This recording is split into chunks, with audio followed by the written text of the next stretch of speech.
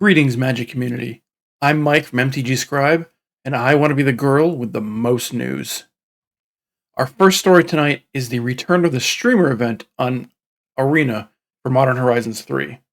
This event will take place on Wednesday, June 5th from 9 a.m. Eastern Time to Thursday, June 6th, 2:59 a.m. Eastern Time.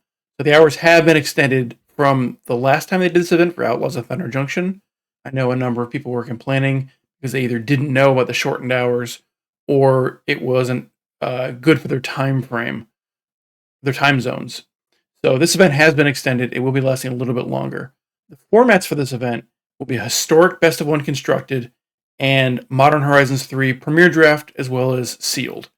Why there's no timeless queue open for this is a little confusing. There are going to be a number of cards from the set pre-banned in historic. It does seem a little strange to not have a timeless queue for it, but hopefully between now and the start of the event, we can get that changed so that the timeless queue is open for these creators.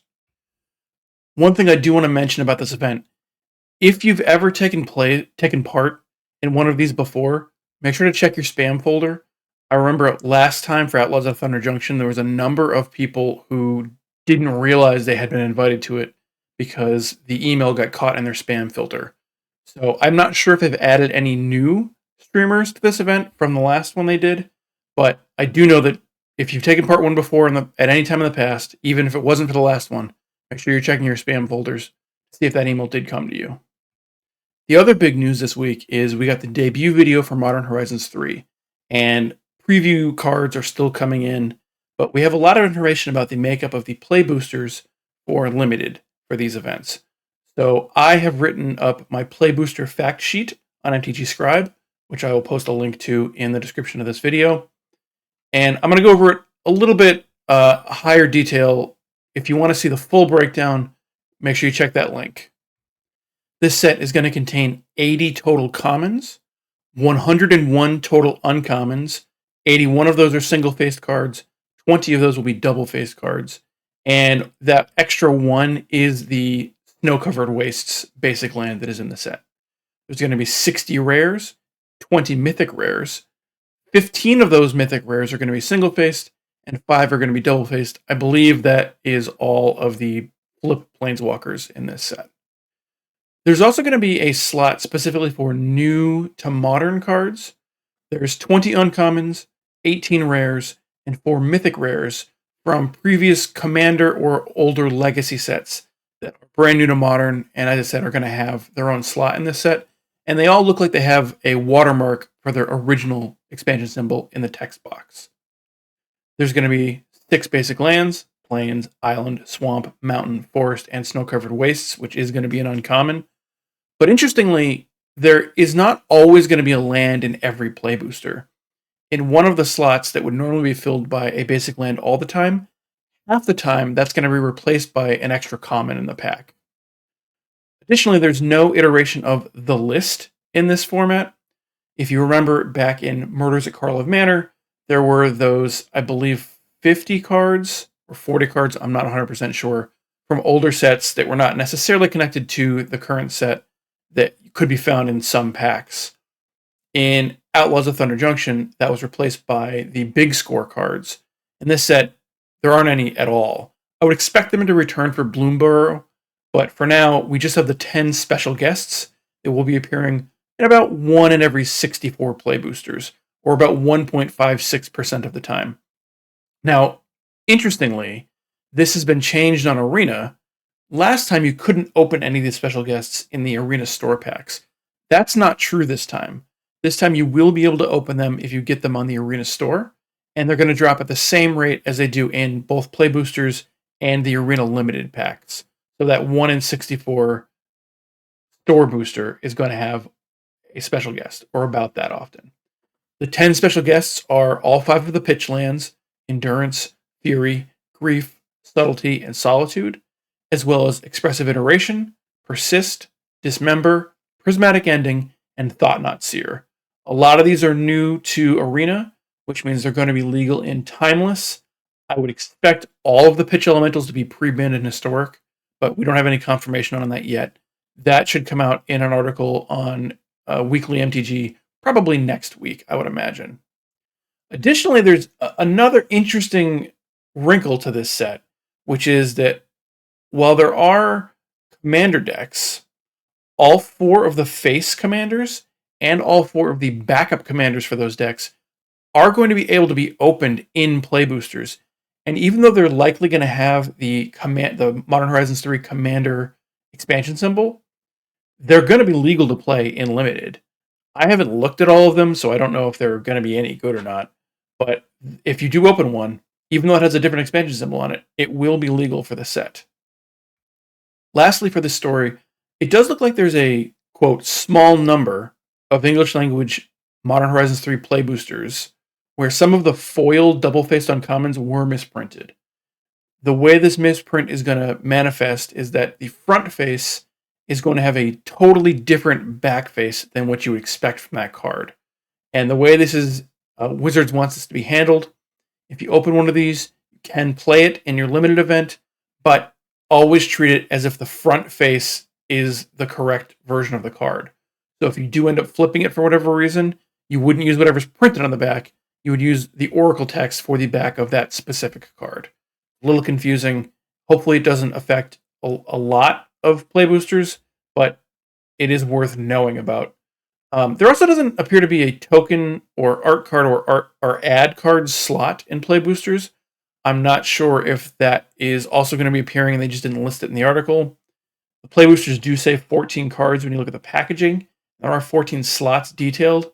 So I'm not sure how they're going to distribute tokens for this set specifically. But if you do want to look at that entire breakdown that I did, I go into a lot of detail about what's specifically in each of the slots, each of the 14 slots in the play boosters, in pretty minute detail. I'm going to, again, have that link in the description of this video, and check it out on MTG Scribe. Next this week, we had an announcement by Nile Joan Rivers and Birds of Paradise of a $1,000 standard open that is going to take place on Sunday, June 16th at noon Eastern Time on Arena. This has a 128 player cap and is going to be a 7-round best of 3 event with a cut to the top 8, and there will be a broadcast on Nile's Twitch page. You can sign up on the MTG Melee page for this event. The fee is $15 US plus $1.76 for the Melee administration fee. Interestingly, this is part of a tournament series, so competing, depending on how you do, can gain you points towards an invitational later in the year from Birds of Paradise. I'm going to have all the information on this on MTG Scribe. I'll post a link to my article. That includes the MTG Melee page where you can sign up, and a link to the event calendar that I have, which does have this on it, in case you want to save the event. But make sure you sign up quickly, because this is a capped event, so it will run out before we get to that June 16th date. In Arena announcements this week, pre-orders for the Modern Horizons 3 bundles are on sale now. There's the Sorin Pack bundle, which is $50 US, and includes a Sorin sleeve, 50 Modern Horizons 3 packs, 5 golden packs, Sorin card, the flip Planeswalker from the set, and a Sorin depth art card style for the same card. Additionally, there is the Tamiyo Play Bundle, which is $25 US, comes with a Tamiyo sleeve, an Oozewag Companion, 2 player draft tokens, a sealed token, 5 play-in points, a Tamiyo card, again the flip Planeswalker for the set, and a Tamiyo depth art card style. Separately, they announced the Enemy Fetchlands Anthology, which you can get for 8,000 gems or 40,000 gold, which is a lot, but you get 4 copies of Arid Mesa, Marsh Flats, Misty Rainforest, Scalding Tarn, and Verdant Catacombs, the enemy fetchlands that had been missing from Arena, specifically from Timeless, as I believe they're banned in Historic. The allied fetchlands were banned in Historic. So I didn't see a specific announcement about the enemy fetchlands being banned in Historic, but I think it's safe to assume that they are. Now, there was a rumor going around that if you got one of the bundles for Modern Horizons 3, you would get the Enemy Fetchlands Anthology for free. That is not the case. You do have to purchase them separately. There was never any deal or any kind of discount or them giving away them for free if you got one of the Modern Horizons 3 bundles. I did see that rumor going around quite a bit earlier this week. And again, if anyone tells you that, that is flatly false. Additionally, the May WPN promo is continuing. There are 3 arena rewards you can earn by playing draft events at a WPN eligible store in the month of May. The first time you draft, you'll get a High Noon card style. Second time, you'll get a Goblin card sleeve. And the third time, you'll earn a draft token. The promo lasts until June 2nd, so only a short time to get as many as you can under your belt so you can get those rewards for Arena.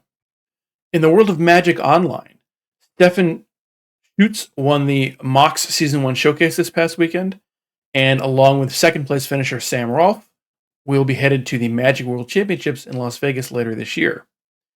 Additionally, they've announced the reopening of the Magic Online closed beta program. The idea behind this is to play a selection of complicated cards against a curated set of wordy and weird cards from Magic's history to make sure that everything is working as intended on Magic Online. They're going to have a sealed deck and League of Commander games open for people who sign up for the program and are accepted. And if you are interested, you can sign up at help.mtgo.com. I have slightly more details on how to accomplish this on MTG Scribe, and I'll post the link in the description to this video. Additionally, the official Magic Online YouTube channel has the entire most recent season of Nile Joan Rivers' Magic Discovery Zone. This is a show where Nile is coached by various Magic personalities in a variety of formats, and you can follow along her progress as she learns and grows. I believe the last episode was on Pauper. If that is something that interests you, head on over to the Magic Online YouTube channel. The next season, I believe, is going to be coming soon, and it's a really good, entertaining show. You learn things, and it's just a good time. The more information on the polish of the most recent vintage cube will be available on Friday, so tomorrow, May 24th. And additionally, the current iteration of Vintage Cube, due to some technical issues that were going on with Magic Online, I believe they were under a DDoS attack. And that, because of that, they've extended Vintage Cube through the weekend.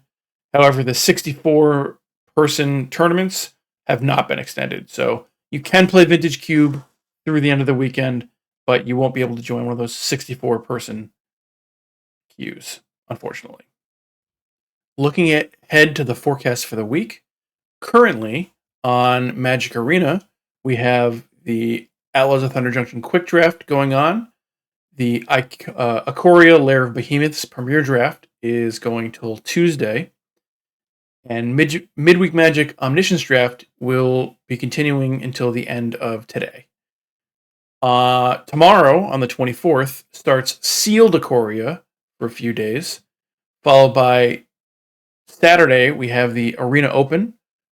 That's going to be the Outlaws of Thunder Junction sealed format day 1. And then, of course, day 2 will be 2 drafts, 1 in the morning. And if you get to 3 wins, at least 3 wins, you'll be qualified for the second draft in the afternoon, which can be worth up to $2,000.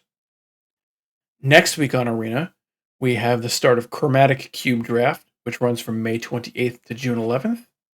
We have the Premier Draft for Guilds of Ravnica, which runs from May 28th to June 4th. And the Midweek Magic Standard Deck Showcase, which runs from May 28th to May 30th. Additionally, next week, on Friday, we have the Metagame Challenge Standard for Arena, and the card image gallery will be complete. Now, moving to Magic Online, currently we have, as I said, the extended Vintage Cube through the end of the weekend. But we also have the Phantom Flashback Draft for Modern Horizons 2. And with this, they're trying something slightly different, where they're offering greater rewards for the single elimination queues. And I would really love people to sign up for this. I think the single elimination queues are phenomenal. If you've never done one, you go through a draft in pod, and if you lose one, you're out. And if you win, you move on, and whoever wins the pod gets a larger reward than is typical, a lot of pros play in these events. So if you're interested in playing against some of the best around, this is the easiest place to get that done most of the time. Especially heading into a pro tour, there are going to be a number of players joining these queues just to get the reps in playing in pod. I know it's Modern Horizons 2 and not Modern Horizons 3 like the Pro Tour is, but still, those reps are valuable and can be hard to come by online. On Saturday at 10 Eastern, we have the Pauper Showcase Challenge. On Sunday at 11 a.m. Eastern, we have the Pioneer Showcase Challenge. Additionally, on Sunday is the Standard Pizza Box Open. This is capped, and I believe all slots are filled. There was unfortunately some personal issues last week that prevented it from happening. But if you're around and if you enjoy watching competitive Magic, I strongly encourage you to go to the Pizza Box Twitch channel and watch the tournament. They do a great job. There's commentators. It's really well run, and it is a very entertaining tournament to watch. On Monday, on Magic Online, we have the Limited Super Qualifier, which starts at 10 a.m. And the winner of that, I believe, gets a bid to the RC. I think it's in Atlanta. I don't think it's the Dallas one. And then next Tuesday, the 29th, starts the next iteration of Vintage Cube. So there's going to be very little downtime between the current Vintage Cube and the Polish Pass. And again, we'll know more information about that Polish Pass tomorrow, the 24th. There'll be an article coming out in Magic Online's website. One last, more personal note. This weekend, you should see a video on this channel of me playing on Magic Online in the Pioneer Leagues, trying to prepare for my first ever RCQ. Never played one before. It is taking place in June. I actually think there's 2 that I'm going to in June. And I'm going to be putting up a couple videos where I play through some leagues to try to get familiar with my deck. I'm playing Waste Not. So if you want to see that, if you want to check that out, that should be up on Saturday. If not, I will make an announcement and it might get pushed back to Sunday, but it should be Saturday. And that's all the news for this week. Until next time, I've been Mike from MTG Scribe saying good luck, and I hope tomorrow's better for you.